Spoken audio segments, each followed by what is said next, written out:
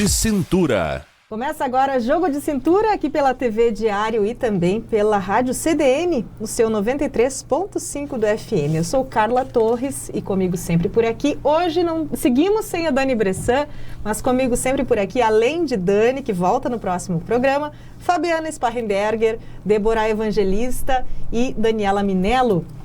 E o tema de hoje é autossabotagem. Como lidar com ela? Pois então, mais um tema que exige muito jogo de cintura, não é mesmo? Parceiros aqui do programa, Inana. Seja seu próprio padrão de beleza, seja Inana, clínica de biomedicina estética e bioortomolecular. E Royal Plaza Shopping, completo para você. Pessoal, quando a gente trouxe essa temática, deixa eu até ver quem é que sugeriu. A Débora sugeriu essa pauta. Olha só. Vai falar por ti, então, porque aqui, tirando a Débora, ninguém se auto-sabota. Pois é. Ó, só tu vai falar nesse programa. Síndrome do impostor. Eu não tenho isso aí, não. Foi a primeira coisa que veio. Quando eu fui fazer a pesquisa, síndrome do impostor. Quando se fala em autossabotagem, é a primeira coisa que aparece. Olha só, tendência a síndrome do impostor, ela traz uma tendência à autossabotagem, uma desordem de autopercepção, é um termo mais usado, que faz com que a pessoa construa uma imagem de si mesma de incompetência ou de insuficiência. É um conceito que foi lançado em 1978 pelas psicólogas Pauline Clance e Suzanne Imes. Acho que é assim que se pronuncia o sobrenome. Pesquisa da Universidade Dominicana da Califórnia aponta que cerca de 70% das pessoas já se sentiram impostoras ou verdadeiras fraudes no trabalho. Olha só, esse é um dado presente no International Journal of Behavioral Science. Então, um jornal aí que estuda justamente o comportamento humano. Fraude seria como uma falsidade intelectual. Débora? Olha, na verdade, assim, ó. Quando a gente trabalha desenvolvimento humano, isso é uma das primeiras coisas que aparecem. Porque a gente sempre constrói aquela ideia de que não é a responsável pela minha vida sou eu, tá? Eu, Débora, sou responsável por tudo que faço ou deixo de fazer. Não é o outro. Quando eu consigo olhar para mim mesmo, aí eu começo a pensar, tá, mas por que eu tomei essa decisão e não tomei a outra? Se tecnicamente, friamente pensando, a outra para mim era mais favorável que esta. E aí a gente começa a perceber, então, que a gente se autossabota. E essa autossabotagem, ela é cotidiana, assim, na nossa vida. Às vezes ela tem acontece em graus maiores, às vezes em graus menores, mas ela acontece. A síndrome do impostor, eu acho assim, dificilmente uma pessoa não tenha passado por isso. Eu lembro que nós fizemos um evento dentro da faculdade, já há alguns anos atrás, na faculdade que eu trabalhava, e eu coordenava um curso de Direito, foi um evento maravilhoso. Eu fui lá, fiz a abertura do evento, tá, beleza, saí do palco e fui dar conta de outras coisas e cheguei na minha sala. Quando eu cheguei na minha sala, eu pensei, nossa, como eu me engano bem. Tudo eles acham que eu sei e eu não sei nada. O que fazia eu, professora, ter este lampejo de pensamento? Lampejo. Sim, porque foi, né? Um lampejo de pensamento. Ora, como que... Então, eu achei naquele... E várias vezes eu pensei, nossa, como eu me engano bem. Todo mundo acha que eu sei sobre direito e eu não sei nada. Mas será que uma pessoa é capaz de enganar todo um corpo docente, todo um corpo discente, uma direção de faculdade? Eu ia dizer, não é um lampejo. Isso é uma treva que se abriu ali no teu pensamento. Não pode. Não pode. Né? E aí a gente daí tu olha assim, não é possível que eu tenha essa condição para enganar tanta gente assim. Então, por que naquele momento, ou em alguns momentos, a gente tem essa noção de desmerecer das nossas próprias capacidades? Então, trazer esse tema aqui é muito disso. Lembrar que nós somos pessoas capazes, sim, daquilo que fazemos e que nós temos as nossas qualidades. Podemos ter defeitos, com certeza temos também. Mas desconfiar das nossas capacidades é uma autossabotagem. Nos colocar em demérito aos outros é uma autossabotagem. E interessante que a autossabotagem, ela tem dois vieses, né? Que é o viés da consciência e o inconsciente também, né? E de onde que vem geralmente esse sentimento de autossabotagem? É justamente na infância. De nós escutarmos, principalmente dos nossos genitores, né? Ou das pessoas mais próximas que estão a nós, características depreciativas. E que a gente coloca, um exemplo, que a gente às vezes acha que está ajudando para defender a criança e a gente acaba utilizando esse termo quando a criança é mais introvertida. E a gente fica um pouquinho constrangido em público porque a criança não dá nem bom dia, nem boa tarde, nem boa noite. A gente acaba justificando dizendo, meu filho é tímido, meu filho não sei o quê. A criança escuta aquilo com frequência e ela vai crescendo se autossabotando, ou seja, ela acredita que aquilo é a verdadeira significação da pessoa dela, que ela é tímida. E aí ela não vai tendo mais coragem para tomadas de decisões. Então, onde que surge a autossabotagem? Principalmente na infância e na adolescência. Então, assim, os pais e as pessoas que convivem com as crianças, cuidar muito para não classificar a criança naqueles momentos com termos que, queira ou não, vão inibir o comportamento e inibir a construção da personalidade dessa criança, porque é ali a causa da autossabotagem. E isso é explicado por psicólogos e psiquiatras, tanto que quando a gente vai fazer uma terapia, o que se faz? O retorno da infância para lembrar de memórias que tenham sido marcantes, sejam elas positivas ou não tão positivas assim, vem à tona o eixo pela qual nós hoje conseguimos fazer essa autossabotagem, que é o quê? A gente se prejudica, a gente adia coisas que nos fariam bem para o momento, a própria tomada de decisão de dizer assim, eu vou começar um regime na segunda-feira e não inicia porque tem outras atividades, etc e tal. Isso é autossabotagem, é se prejudicar, e tu planeja. Né? O ser humano é tão potente, o ser humano é um ser extraordinário, sabe? Realmente nós somos, porque eu quero ir lá na minha mãe. Aí eu começo, não, mas eu não vou conseguir ir lá na minha mãe por causa disso, daquilo. Eu vou criando situações que me impedem realmente de fazer aquilo que eu quero fazer. Aí tu diz, mas por que ela tomou a decisão de fazer e depois ela mesma criou barreiras para não ir? Aí a nossa psique, né? A nossa psique explica. Pois é. Olha, eu acho bem... O que a gente está falando...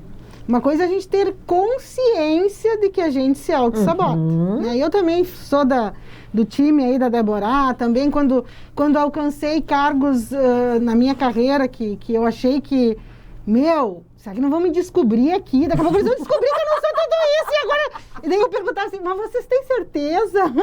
Vocês têm certeza que eu já tenho todas as habilidades necessárias para o cargo? E isso aconteceu em vários episódios, principalmente quando eu fui crescendo na carreira e na profissão. A gente se questiona mesmo. Só que, às vezes, a gente se dá conta, Débora, e toma consciência disso. Digo, mas por que eu tô... Mas e das feridas que a gente tem do passado, da infância, da adolescência, que fazem com que a gente tome determinadas decisões ou deixe de tomar, afetado por aquelas memórias e a gente sequer sabe. Sequer sabe. A gente vai repetindo no erro, sempre no mesmo padrão de erro e não sabe por quê. Então, assim, precisa de um autoconhecimento e eu me identifiquei muito, li um material que dizia os sinais de se você está se autossabotando. Um deles era insistir em ser autossuficiente. Eu sempre me julguei autossuficiente. Eu me conheço. Só que a gente se conhece, na maioria das vezes, lá na pontinha do iceberg. A gente conhece só a pontinha. O que está lá no fundão, a gente nem sonha que tem. As feridas que a gente carrega e que tiveram consequências e que ainda produzem consequências na nossa... A gente sequer sabe que elas existem. Né? Então, geralmente a gente... Não, mas eu me conheço, eu sei me olhar, eu consigo ver meus erros, os meus defeitos. Mas e o que está lá no fundo?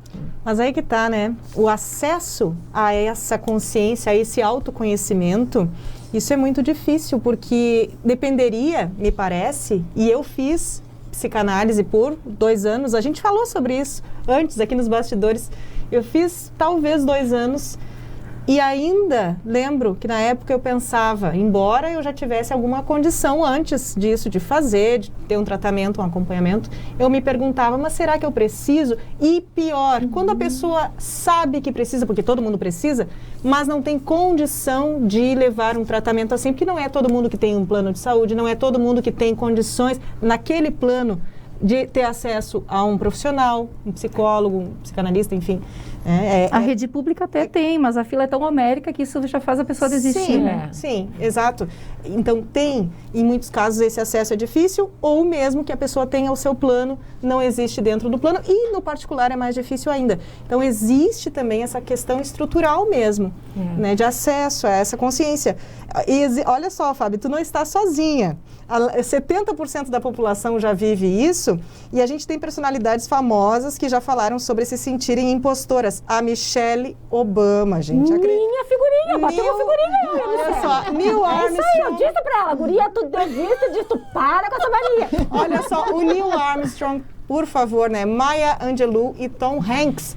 Tom Hanks, eleito o papai da América, né? Uma coisa importante, né, que a Dani falou ali. Nós trabalhamos com as crenças limitantes, tá? Então, vocês imaginam que a vida inteira disseram para aquela menina que ela não pode, que o lugar dela é na exclusão. Tirar ela dali não é uma coisa tão simples assim, não é tão fácil. Eu tive um caso de uma pessoa que ela tinha dificuldade de falar em público. Tá? Tinha uma dificuldade de falar em público, e aquilo não ia. E da área do direito, eu disse, o nosso negócio é a fala. Nós precisamos falar, seja escrever ou falar. E aí a gente foi indo e foi se descobrindo e fomos conversando. Daí vocês lembram que muitas vezes chegavam as visitas em casa e o pai e a mãe diziam pra gente, agora vocês vão lá, que a mãe e o pai vão conversar. Lá a gente ia brincar, a gente ia para assunto de adulto, tá. Aí a gente queria aparecer, tu ia lá, te cortavam e tal. Isso tinha acontecido várias vezes na vida dessa pessoa, só que para mim não marcou tanto, mas para ela tinha marcado muito. Então, aquela história do aparecer, ela não queria aparecer.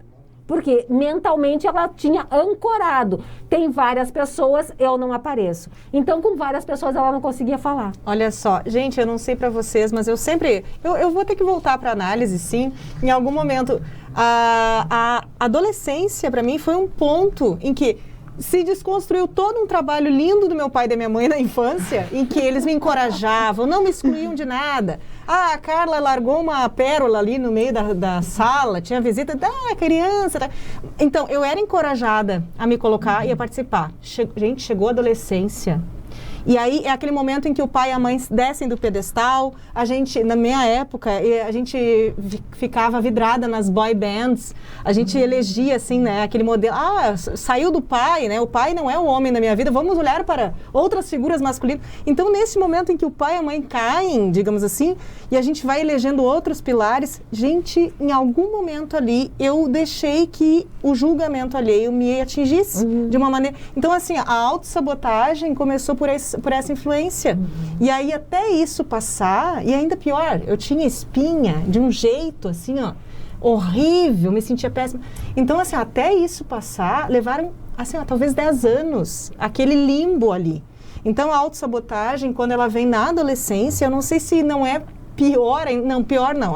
A base da infância eu acho que é a mais importante. Mas depende, Carla. Eu acho tenso, né? Aquilo que a gente vai levar para a vida, e quando a gente toma consciência disso, e muitos dos nossos ouvintes, nossas ouvintes e ouvintes que estão nos acompanhando, pensa um pouquinho na sua vida, quer dizer, eu pratico a autossabotagem comigo mesmo ou não?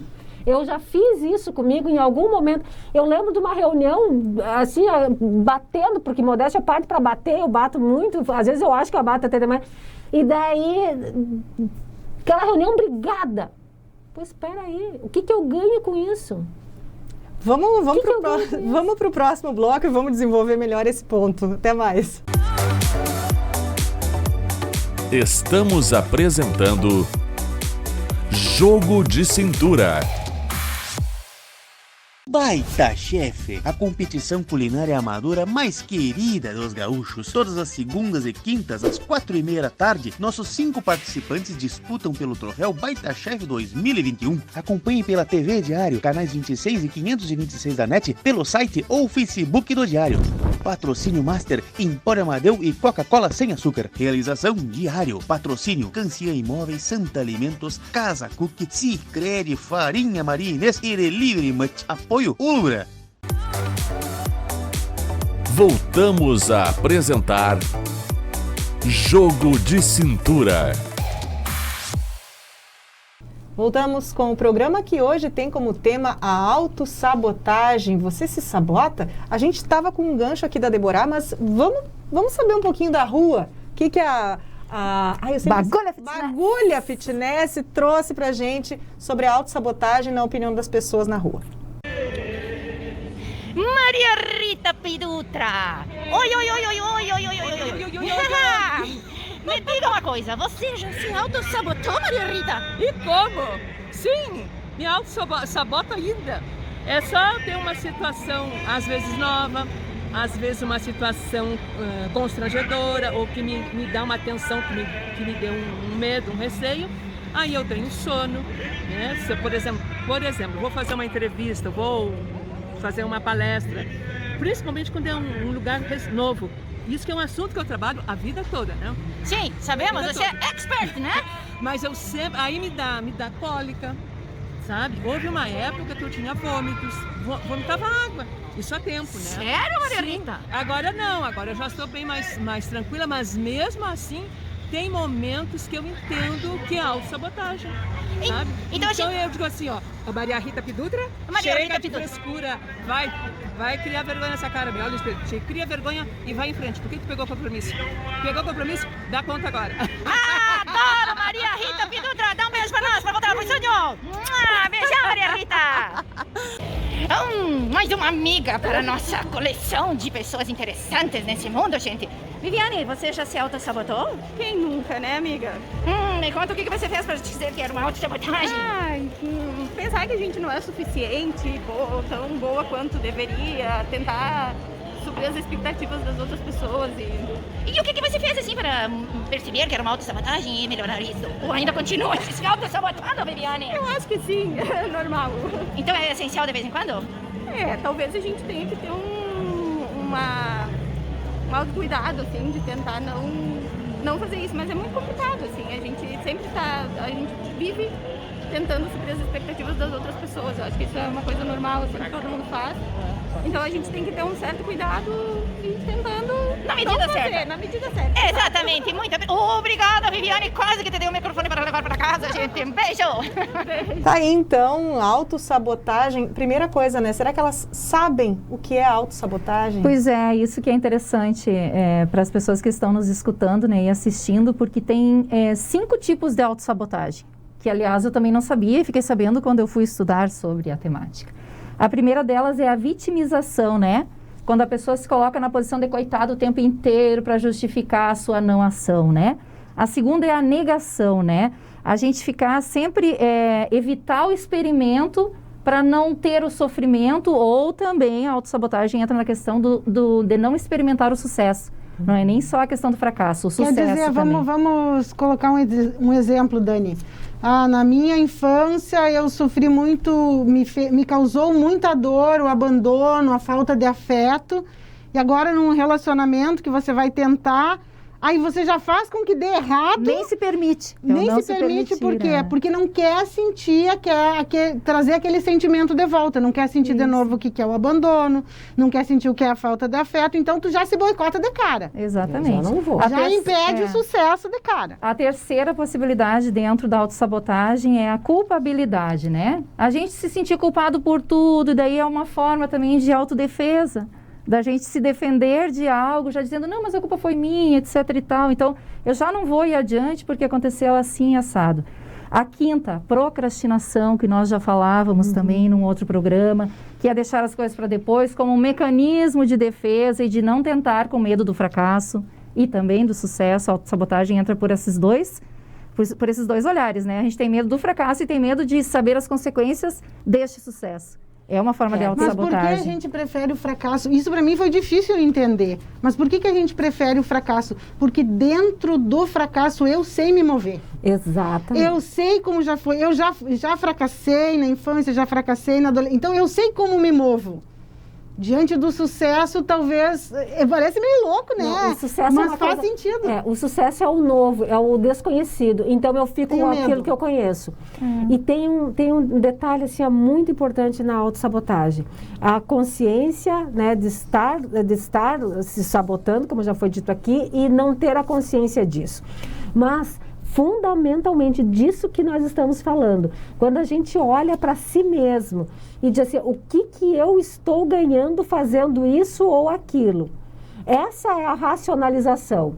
Tá, eu tomei a decisão X, tá, eu tomei essa decisão. O que eu ganho, o que eu deixo de ganhar? A gente, muitas vezes, assim, ó, eu desejo muito uma coisa, mas eu mesmo sou a grande causadora para que aquilo não aconteça. Então, parece bem louco, né? Bem louco. Parece bem louco, mas ó. isso acontece com a Será gente. que isso não tem a ver, gente? Aí que tá, entrou no ponto da imaginação aqui. Será que isso talvez tenha a ver com uma cultura em que a gente é, digamos assim, levada a pensar que eu preciso sofrer, eu preciso passar por coisas até eu conseguir alguma coisa de valor na minha vida. Isso está dentro das crenças limitantes, onde tudo eu sou merecedora ou eu não sou merecedora. Então, assim, ó, quando o que estava por trás da Fábio, quando pensou atingir o cargo tal, não, eu não sou merecedora de eu estar aqui. Eu deveria sofrer um pouquinho mais. Eu tenho que sofrer mais para mim estar aqui, ou aqui esse é o espaço de uma outra pessoa com outras características, eu ainda não... Eu vou alcançar, isso também é legal. Tem pessoas que jogam a vida para o amanhã. Eu vou um dia ser diretora, eu vou um dia não sei o quê, mas não é agora. Ainda não é hoje. A pessoa já está pronta, mas ela continua dizendo que não é hoje. Se ela morre amanhã, ela não viveu nunca. E vai muito da vivência, isso que a Débora falou. Por exemplo, se eu tenho uma vivência, no caso é a minha, vou sempre falar de mim porque, né, ninguém vai dizer que não porque é a minha. É estudo de caso. É a minha, estudo de caso meu. Respeita a minha história. Respeita a minha história. Então, se para minha avó e a minha mãe foi muito difícil elas sustentarem uma família sozinha, serem a mãe e o pai muitas vezes, tudo que acontece na minha vida tem que ser com muito sacrifício. Porque senão parece que eu não sou merecedora. Se eu não passei pelos mesmos perrengues, se eu não tive que batalhar muito, eu não vou ser merecedora como elas foram. Então, se tá mais leve para mim, eu acabo tornando a carga mais pesada. Eu acabo me sabotando. Então, é muito interessante. Se a gente não consegue ter esse olhar do autoconhecimento, é difícil a gente chegar a essa conclusão. Quer dizer, muitas vezes a gente torna as coisas mais difíceis do que elas são, porque a gente, dentro da nossa trajetória, dentro do que são referências dentro da nossa família, sempre foi com muita batalha, com muita luta, e se não tem, eu crio.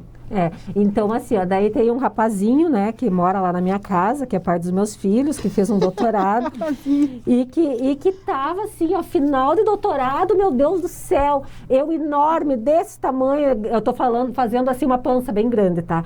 Grávida do Carlos e o Mário fazendo aquela tese do doutorado e aquilo não terminava nunca e era aquela função. Por quê? Por que para terminar o doutorado precisava sofrer tanto? E o pior não é isso, que a gente pode trabalhar um outro momento isso, que é outra coisa. Terminou o doutorado? Qual é o sentimento? Não fiz mais que obrigação. E agora eu vou dizer uma coisa bem do contrário. Eu desisti do doutorado e também me senti vitoriosa. Me libertei. Não fazia sentido desistir. Vocês não têm noção do que para uma mulher dessa trajetória, com vó, com mãe, sempre muito batalhadoras, chegar lá, desistir, não vou fazer, porque para mim não faz sentido. Quebrei a corrente. Mas isso que eu quero dizer para vocês assim, ó, que muitas vezes a gente luta tanto por alguma coisa que a gente quer muito aquilo e depois que a gente tem aquilo, a gente não dá o devido valor para aquilo. Passa a ser uma coisa normal do dia a dia da gente. Quando, na verdade, a gente tem que comemorar todas as vitórias da nossa vida. Sejam elas pequenas, sejam elas enormes. Inclusive uma desistência. Inclusive uma desistência. Com certeza. É importante trazer, só para finalizar, os 5 tipos, né? Só recapitulando: a vitimização, a negação, a culpabilidade, a procrastinação e a inconstância, né? A inconstância entra naquilo da gente começar uma tarefa e nunca finalizar. Mas o importante, além da gente apontar os tipos de autossabotagem que tem, é como que a gente identifica isso e como que a gente poderia lidar com isso, né? E tem uma coisa também que entra na questão da autossabotagem, que é o medo excessivo, né? que o medo excessivo, quando a gente perde aquele controle, que tudo se torna pânico nas nossas vidas, é uma forma de autossabotagem. Da gente fugir daqueles compromissos, é aquele medo que nos paralisa de repente parar para escrever uma tese, etc e tal. Tem uma coisa que eu gosto muito de falar para as minhas alunas, quando elas chegam e, não sei por que cargas d'água, elas desabafam muito, e elas falam assim, que tem muita cobrança, né, de trabalhos excessivos, etc e tal, no ensino superior. E aí eu falo para elas assim, por que vocês não tentam fazer, ao invés de finalizar um de cada vez, fazer um pouquinho de cada um, todos ao mesmo tempo, para se tornar mais leve? Por quê? Porque essa cobrança de tentar ser 100% em tudo que se faz, paralisa.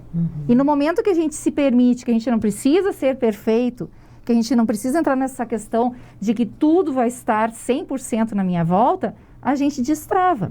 E uma das coisas que me chama muito a atenção é a questão da autoestima, né? Para além do autoconhecimento, né?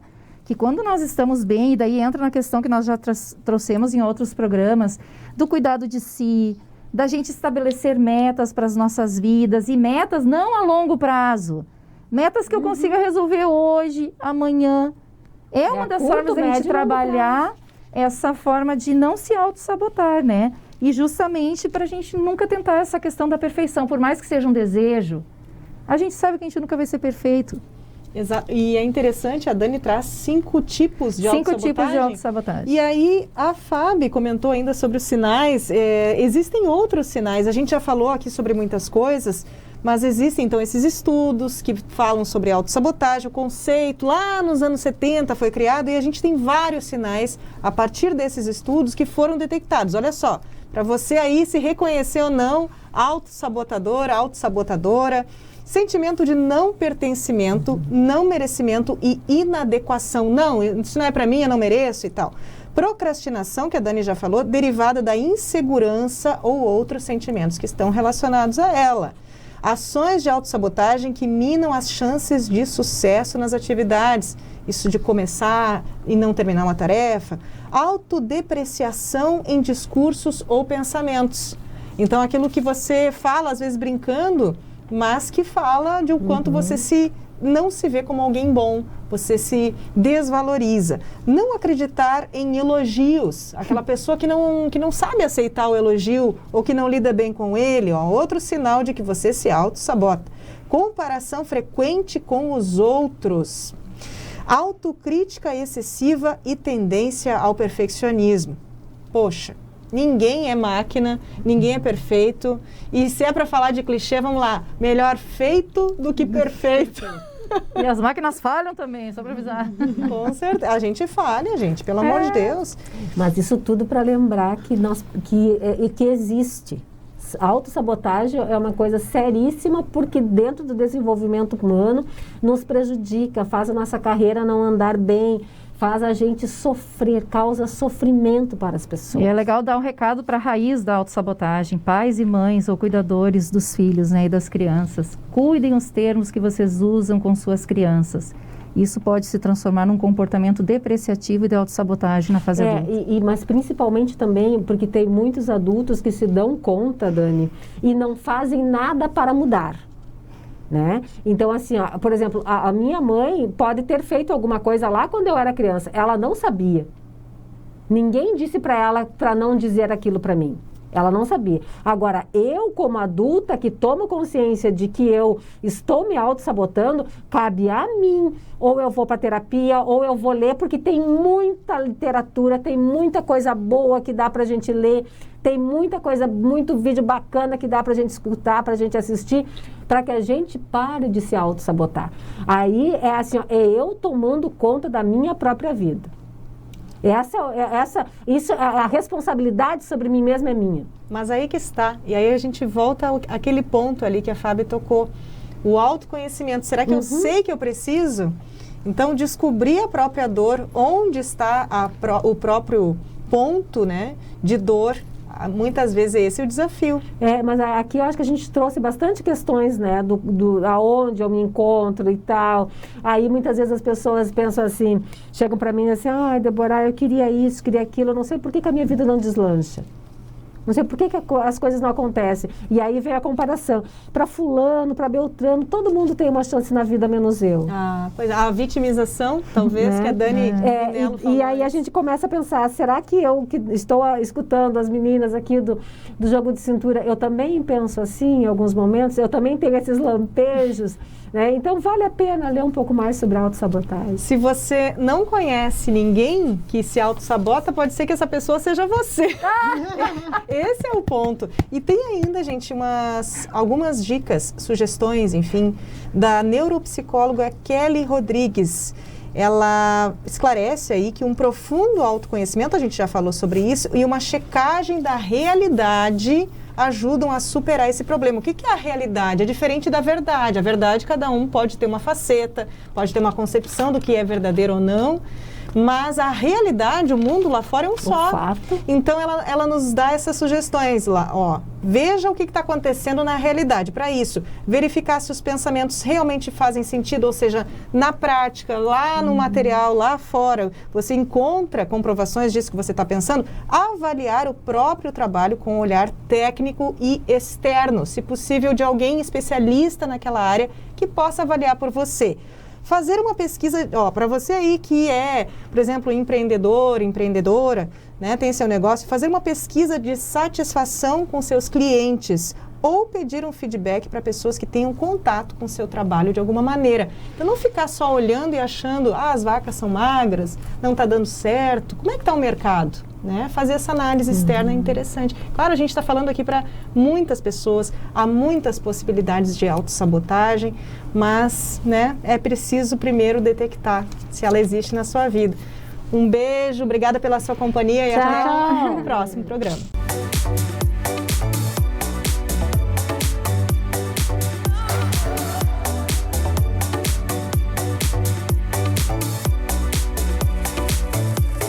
Jogo de Cintura.